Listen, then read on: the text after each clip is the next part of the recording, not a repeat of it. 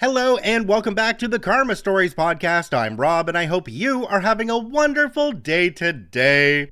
Today I have a single story for you from the Malicious Compliance subreddit. The Karma Stories podcast is published to all major podcasting platforms, and you can also read along on YouTube under our @Karma Stories podcast handle. If you have a story you'd like to submit to the podcast, you can do so by email at karmastoriespod@gmail.com. Alright, on to today's Malicious Compliance story. Let's jump right in. This story comes to us from Warrior44. Boss's boss threatens to fire me. I accept and get himself and his friends fired. This whole story happened in 2021 and ended in October, and it is something that puts a Cheshire smile on my face. Background. In January 2021, I began working for a very big American company in Europe that was and is in the energy sector. At the factory plant I started at, the parts of gas turbines get assessed for restoration and reworked so they can be used again. Each single part would cost several thousand when produced new, and hold for like a decade or so. Reworking costs like a quarter of that, and the part would be good for another 8 to 10 years, with more inspections of course for safety. The customers would pay like half or 3/4 of the cost of a new part. And since we're talking $2,000 to $8,000 per single part, and a gas turbine containing thousands of pieces, we're talking several million for each gas turbine. The customer would save a good chunk, and of course, the company was sitting on a golden goose. Over the decades, that meant that the facility where the stuff was reworked had an absolutely uncontested income, without much competition, since the parts were their own design and production, and a win-win for customer and company. Over time, that led to the problem that competence, invention, or even honesty were not needed by the management of the facility anymore. As long as the workers stuck to the already developed and tested processes and did their job, money would keep flowing in regardless of what the office did or did not. You can see where this is going. Setup. So I was hired there as part of quality control. Specifically, I was to operate a 3D computer-managed measuring machine. Gas turbines get, as you can imagine, pretty hot and spin fast. And a decade of heat combined with dynamic stress has the nasty habit of deforming stuff. You can't have that for sure, so you have to measure the parts really precisely so that the production knows what section of each piece needs reworking, or if a piece is too out of form to be used again at all.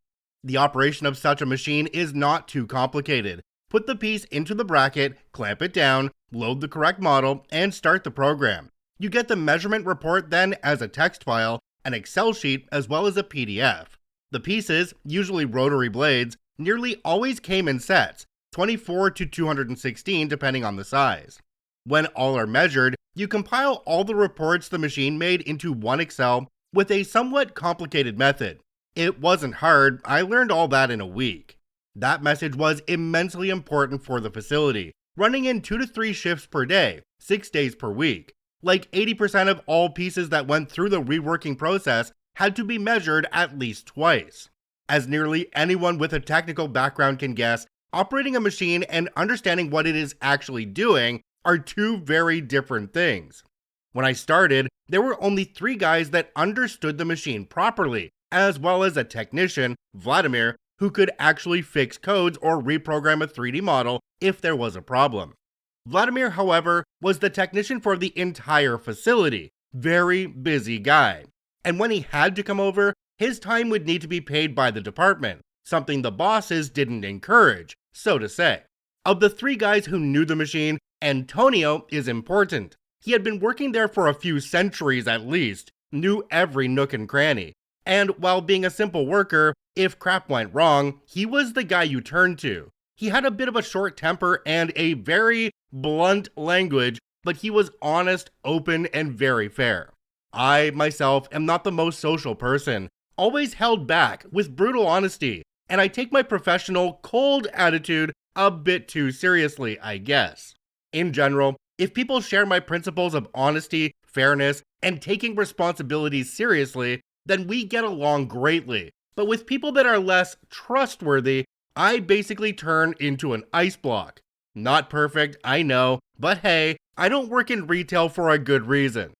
So the thing is, despite some heated arguments, Antonio and I really got along swimmingly. What no one knew was that Antonio had, over the decades, collected such a backlog of days off, overtime, and whatnot that he could retire 2 years early, and he was 63. He had decided to groom me as his successor, and began teaching me every little detail about the measuring machine, how to fix stuff, how to do proper maintenance, why it did certain stuff, and so on. He was a perfectionist, but so am I, so I really appreciated it. What I noticed in my first week in the company was the biggest problem there. The facility had a massive problem with cliques, clans, and little circles. If you were part of the correct clique, then you could do what you wanted and remain untouchable. If you aren't, well, your credit goes to anyone but you, and you are a fine scapegoat. I didn't care much about it, to be honest. I am a bit of a rule fanatic and stick to them even when everyone else ignores them. For me, this was a well-paying job with a horrible commute, 1 3/4 hours in one direction. So I wanted to stay there for as long as I could, earn my money, and then just take the next job. There was a fourth guy who was operating the machine. I don't remember his name, so let's call him Igor. Igor was part of the same clique as my boss, Manuel, and my boss's boss, Freddie, and of course his own boss, Boris, who was also his brother. He was working the measuring machine simply because it was the most comfortable job he could perform. He was usually doing the night shift as those paid extra. He occasionally took the late shift, which I always took the early one. It was the least popular due to starting at 6 a.m., but I liked going home at 3 p.m. Igor was, well, as a light bulb, he was like a wet match in a dark basement somewhere in a black hole. I might be a bit too harsh with him now, but that was all I ever got to see from him. He was also pretty lazy, rude, and arrogant. After all, he had an untouchable status due to his brother's best friend being boss of the entire assessment department. The actual story. A good 6 months after I started, there was the first incident with the measuring machine. We received the material in pallets, and it was the firm rule that the rotary blades had to be sorted in numerical order. Each had a serial number and a set number. Stuff went a ton faster and easier if it was all sorted cleanly 1 to 82, or whatever the set went up to. Occasionally, an order, which was usually 2 to 4 pallets, would arrive unsorted at the measuring machine. Then we had to sort them. Since we had to lift the blades out one by one anyway to measure them, it was not that big of a deal, just a tad bit annoying. Igor never finished a set if he could help it, leaving just 1 or 2 blades left for measuring, and even when he had to finish a set and start a new one, he would never compile the reports into one Excel. I'm pretty sure he didn't even know how that worked. One morning, I came to work, and like so often, there were just 3 blades left to measure. I shrugged without care and wanted to just finish the order and start the next. The problem was, the pallets were a complete mess, completely unsorted, despite them being measured. Igor had worked the late shift the day before, and would also work the late shift that day, so I would actually get to see him for a few minutes when I handed my shift over. This, of course, meant that I would have to sort all of the pallets while also operating the machine with the next order to avoid a delay. The machine was a bit of a bottleneck in the facility. Usually, this is a chill post. The blades are never heavier than 22 kilograms, around 48 pounds, and you had like 6 to 14 minutes between the measurement cycles to lift them out and exchange them with the last measured blade. Sorting the last order took me 2 hours of quite sweaty work, while also operating the machine nearby, so I was somewhat annoyed. When Igor came in the afternoon, I asked him in a polite manner why he had not sorted that one order. He replied in quite a rude tone that he wouldn't do that. I was a bit baffled and asked if he didn't know that it was mandatory to do that. He simply replied in a pretty rude tone again that he wouldn't speak about that. Outright refusing to speak about a problem? What the heck? I told him that if he didn't want to speak about it, I would have to speak about it with my boss. He just smiled in a smug fashion and told me to do that. Well, I did just that. I asked my boss about it, in the fashion of, hey, I thought we were supposed to sort that stuff, or did we change that? This led to a 4-way talk with my boss, Igor, as well as Boris. Boris was not happy at all, and my boss was rather embarrassed because it was all clear that I was correct, but neither of them wanted to admit that their friend had done anything wrong. I did my usual ice block impression, showing a blank face, replying in very accurate and short words, and staying all polite and professional. It came out rather inconclusive, with a kind request that we should please sort the pallets if they came in as a mess. Igor just shrugged, and it was clear that he didn't care. It happened 3 more times that stuff came in unsorted, but Igor managed to avoid doing it ever. Okay, strike 1 of 3. 6 weeks later, there was the second incident. Every morning before I started, I would maintain the machine like Antonio had shown me to do, cleaning everything and rubbing special liquid into the stone thread the machine's arch ran back and forth on. One morning, I came in and turned the machine into manual mode like every morning, so that I could run the arch to the end of the thread for maintenance. A second thereafter, I heard a grinding noise and instantly stopped the machine. The arch was an air cushion based runner, kind of like a hovercraft, where the bottom of the arch would always remain a tiny bit above the surface to ensure minimum vibration. So a grinding sound is really, really bad. I quickly inspected the thread and found quite the deep crater in the stone surface, maybe 2 to 3 centimeters deep and wide. Enough for the air cushion to lose pressure, so the arch was sliding over the stone surface of the thread. This inspection also revealed scratches along nearly the entire length of the thread. So it was pretty clear that this machine had been running with this crater for a good bit. I immediately shut down the machine, informed Vladimir as well as my boss that some big crap was going on here. I also took pictures of the damage with timestamps just out of my usual paranoia. The machine was put out of commission as the arch had taken damage. The entire stone thread had to be reworked, and the machine needed recalibration. It was out for over a month due to that crater. That crater, by the way, looked exactly like the bottom corner of one of the blades, as if one had been dropped onto the stone thread. And the previous shift before me had, drumroll, Igor, of course. He denied that he had done anything wrong, and he also could not recall seeing any scratches or hearing any grinding noise during his shift. He tried to blame it on me. But I had reported the stuff like 5 minutes into my shift, with the last blade Igor had measured still in the machine. Again, it was clear to all who had effed up, but again, not even a harsh word to him. While the machine was getting fixed and reworked, we were put to different work. I got into the pre-assessment team where the pieces get their first evaluation. I made good friends there, which would serve as my ears later on. Strike 2 of 3. After the machine got fixed a good month later, we had collected a massive backlog, to the point that the other departments who did the repair were struggling to find something to do that didn't need measurements. The machine was supposed to work in 3 shifts, but Antonio had left for his 2-year vacation when the machine had been put out for repairs, and the other 2 colleagues who knew how to run and maintain the machine had left for better jobs. So it was only me and Igor by then, with me working quite some overtime for good pay. All BS aside, the hourly wage was really proper. One morning, I noticed something pretty weird. The order I had just started the previous afternoon was still not finished, again with just 2 blades remaining. Every measurement report has a timestamp, which I quickly looked into.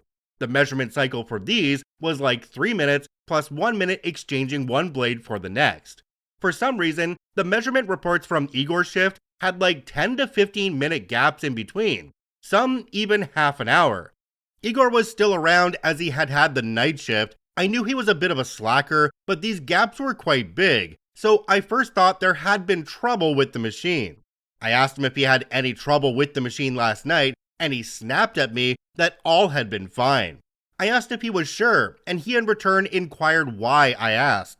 I told him that there were quite some heavy gaps in between the measurement reports, and that I couldn't find any error messages of sudden stops or such. Igor looked at those timestamps for a moment, back at me, and just shrugged before he went home. That would have been the end of it, if it wouldn't have been even stranger the next shift, Monday. I had, for once, not worked on Saturday, so Igor had 3 shifts in since I had clocked out. I came in as usual, did the maintenance and cleaning, and wanted to check how far he had gotten. 4 orders had gone through since my last shift, so I assumed that, as usual, I would have to compile the reports. But there were none. I was pretty confused, searching the orders numbers, checking the machine protocol and all. The measuring machine had been running over the weekend with no shutdown or restart visible in the log, but also no measurement reports at all. I called in Vladimir as well. 4 orders worth of reports missing is a big deal. According to rules, I also informed my boss that the machine was at a standstill due to technical issues. Both Vladimir and my boss came into the measuring room and we 3 searched for the problem. It took us a while to figure it out, simply due to it being absolutely not expected. Someone had turned off the output of the machine, maybe to avoid the timestamps. This again caused quite some ruckus as all 4 orders had to be measured again with reports, and production was really struggling now to have something to work on. Again, all clear who had effed up, and finally, Freddy had enough, but not of Igor. The Malicious Compliance. The afternoon of the same day, Freddy, the boss of the entire assessment department, came into my measuring room, nice expensive suit, tie, polished shoes, and went straight into my face. I was currently sitting in my chair, compiling the results of the remeasured first order, when he stood before me, giving me no room to get up. He looked down on me and snapped that he was sick and tired of me bullying my coworkers. He handed me a letter, which were the signed papers of my contract's termination, signed by him, of course. He informed me that I had exactly 2 options now. I could either promise to do better, apologize to my coworker Igor, and admit I was at fault, or I would be fired immediately. Well, the good thing about being bullied and terrorized for most of your childhood is that you learn to keep a cool head under stress. So I reined in my first urge to argue with him or to tell him that such was illegal. Instead, I took the letter and read through it before nodding a few times. Due to my cold professional attitude, I was known for often remaining silent, so he took my nods as my compliance. He informed me that he awaited my written apology before 2 p.m. All of the bosses went home by 2 p.m. and came in around 8 or 9. Well, when he turned around and marched out with a smug grin, he left me with the termination letter with his signature on it. Fun fact, when both parties agree to it, a contract can be cancelled immediately without any further responsibilities besides paying for already issued hours, which go directly through human resources via the electronic timestamps of our clocking. I had 2 hours left until his deadline, and I spent them carefully cleaning my workplace, making a backup of my work laptop according to the rules, and then, also according to the rules, cleaning the hard drive completely. The backup was put into the assigned server with all data correctly named and compiled. But of course, the server for backup data is marked as unsearchable to avoid your search list getting cluttered. After all, the same part types came in again and again with the same material numbers, of course. If you know the rules and know where to search, you would find the stuff within 20 seconds. If not, well, good luck, mate. It's only like 10 terabytes or so.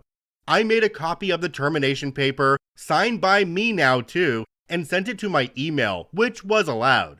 Put the original back into the envelope and packed my things up.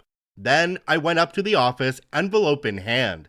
The big boss showed his smug smile again the moment he saw me, but was quickly confused when he saw me with my laptop, work phone, and all that too.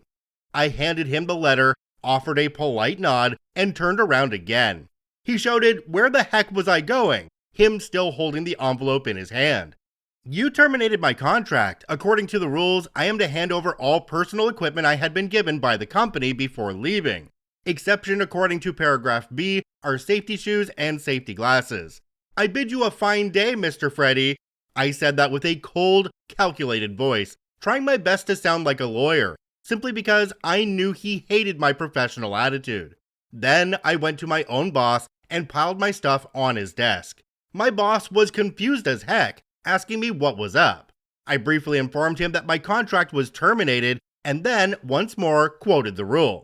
My boss was a smug butt too, but he wasn't all dumb. His eyes went big as he immediately realized that I was the only person he had left that actually knew how to maintain and properly operate the measuring machine, and that he had such a backlog already that the other departments, relying on the measurements, had started to enforce short time work. He was first lost for words and then rushed into Freddy's office to see that termination letter. Meanwhile, I changed my clothes in the locker room, went to the gate, and asked the security guards to please have a full inspection of my person and my backpack. This was likewise regulation for personnel that was terminated on short notice. And while the security guards were pretty baffled that I asked to be searched, they complied. They searched me fully and handed me a written confirmation that I had nothing on me that belonged to the company. My now ex-boss tried to call me all the time on my way home, but I dislike having phone calls in public transport, so I simply muted them and continued reading my book until I got home. There, 4 p.m. by now, so well past his own time to go home, I finally answered his call. He tried to convince me that I needed this job and that all this could be sorted. My reply? I will have a new job within a week. You will need at least a month to train someone new on the machine, if you had anyone that could train a new person. I'll tell you what, give me a solid contract with triple the pay and I'll come back. Oh, and I want a written apology from Freddy too, as well as my piece when working. He told me that I was completely unreasonable with such demands. I said, so to get this clear, 3 times I discover massive BS happening, 3 times you guys try to heap the blame on me, and then you guys literally try to humiliate me, and Freddy does actually fire me, and you want me to be reasonable? Well, I guess it would be reasonable then to just ignore you. Please be well. I hung up then and blocked his number, as well as any other number on which he would try to call me later on. The aftermath. As I had mentioned before, I still had ears in the company, so I have a good idea what followed. The facility suddenly had its most sensitive bottleneck tightened even further, and then clogged full of concrete soon after. No one maintained or cleaned the measuring machine anymore, and being a precision machine, it didn't take that lightly. Vladimir was soon called in multiple times a day to fix a problem, which in return built up a backlog for him in other places. Things I or previously Antonio had fixed within a minute now took hours, just for Vladimir to find time to come over and fix it, in a minute. He tried explaining stuff to Igor, but yeah, that didn't work well. Other departments ran completely dry of work, and of course, they didn't want to bear the blame for missed deadlines, so the whole issue was pretty quickly reported up the ladder. And with no one wanting to take the hit, it climbed higher and higher, before it eventually got onto the desk of the national CEO of the company, the highest entity of the company this side of the Great Pond. Found that out via a friend in HR. What followed was the arrival of the proverbial kill squad. You know, the modern equivalent to an executioner, a bunch of guys in very tight suits, no sense of humor, cold eyes, and the strict command to find someone's head to put on a silver plate. As far as I heard, even a prosecutor from the USA was among them. I was called by the company a month later, asking if I would come in for an interview, not a job interview mind you, but they asked me to give my statement on the whole affair. This wasn't a legal thing, and they had no way to force me to make a statement as it was an internal investigation.